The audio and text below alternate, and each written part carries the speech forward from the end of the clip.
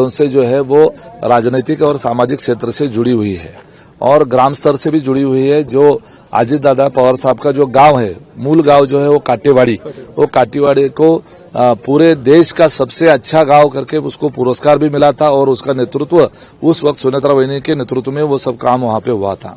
ये जो विद्या प्रतिष्ठान बहुत बड़ी संस्था है और इसका संचालन भी सुनेत्रा वहिनी के माध्यम से होता है। यहाँ का टेक्सटाइल पार्क है, उसका संचालन सुनेत्रा वहिनी के माध्यम से होता है।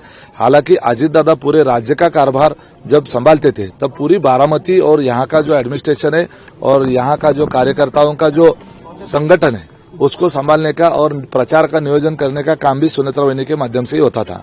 वो सीनेट की मेंबर भी रह चुकी है और उसी के साथ वो सुनेत्रा वहिनी जो अभी आप जानते हैं कि वो राज्यसभा की वहां पे सदस्य भी है, तो उन्हें ये सब काम करने का पूरा अनुभव है।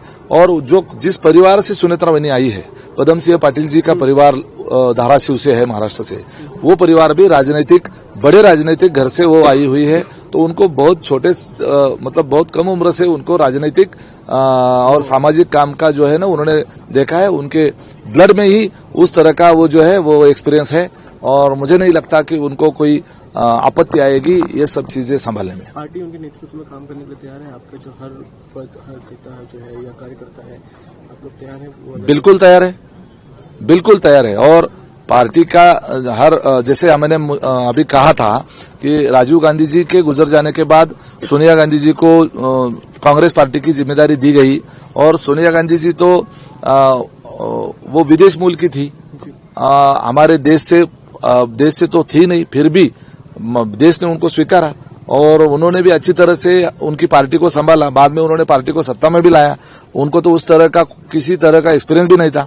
उसकी तुलना में अगर देखा जाए, हालांकि हमारी पार्टी उससे छोटी हो सकती है, रीजनल भी हो सकती है, लेकिन महाराष्ट्र के परिप्रेक्ष्य में देखा जाए तो सोनिया गांधी जी के तुलना में सुनेत्रा वहिनी का इस सब चीजों में सामाजिक, राजकीय और प्रशासनिक तौर का अगर एक्सपीरियंस देखा जाए, संस्थाओं का काम जो देखती है वो उस तरह का देखा जाए तो वो पूरी तरह से अनुभवी है। तो क्या उन्हें उप मुख्यमंत्री भी बनाया जाना चाहिए?